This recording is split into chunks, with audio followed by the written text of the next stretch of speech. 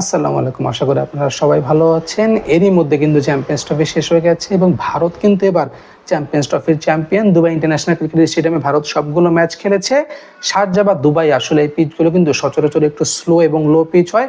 ইউএইর মাটিতে যে খেলাগুলো হয় সেখানে কিন্তু আপনি সচরাচর খুব বেশি রান দেখবেন না। যদি আউট অফ দ্য অর্ডিনারি কোনো কিছু না হয় সেখানে কিন্তু 260 বা 270 বা 280 রানই ডিফেন্ডেবল টোটাল হয়ে যেতে পারে।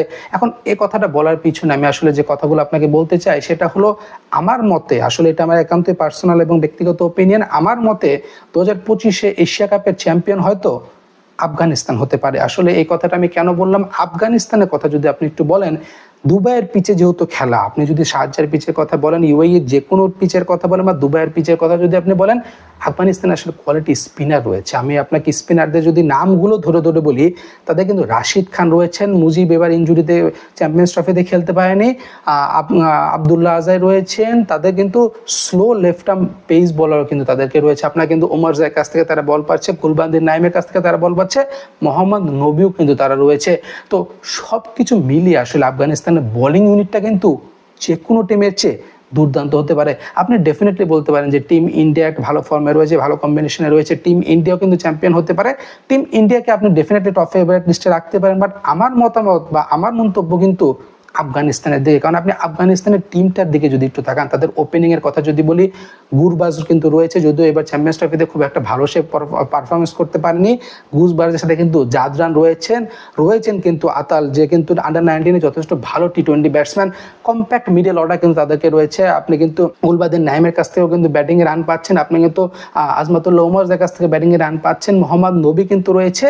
আপনি যদি বোলিং ডিপার্টমেন্টটা দেখেন, আসলে দুবাইয়ের পিচ তুলনায় স্লো এবং লো পিচে কিন্তু তাদের যে বোলিং লাইন আপটা রয়েছে, তারা কিন্তু যে কোনো টিমের এগেনস্টে যে কোনো দিন আসলে 130 বা 140 রানও ডিফেন্ড করে দিতে পারে।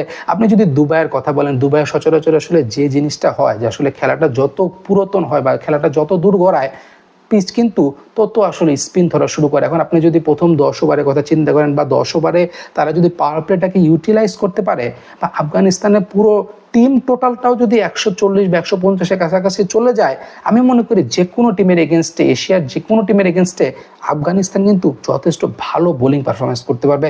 তাদের যে স্পিনারগুলো রয়েছে, তাদের কিন্তু কোয়ালিটি 4 জন কোয়ালিটি প্রিমিয়াম স্পিনার রয়েছে, সেই ক্ষেত্রে কিন্তু তাদের 2 জন ফাস্ট বলারও রয়েছে।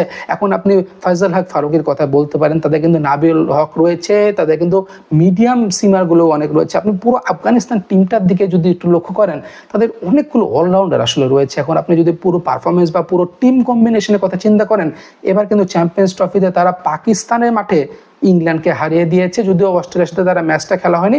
দুবাইয়ের মাঠে আসলে আমরা আফগানিস্তানের কাছ থেকে কোনো ম্যাচ পাইনি, তারা কিন্তু সেমিফাইনালে কোয়ালিফাই করতে পারেনি।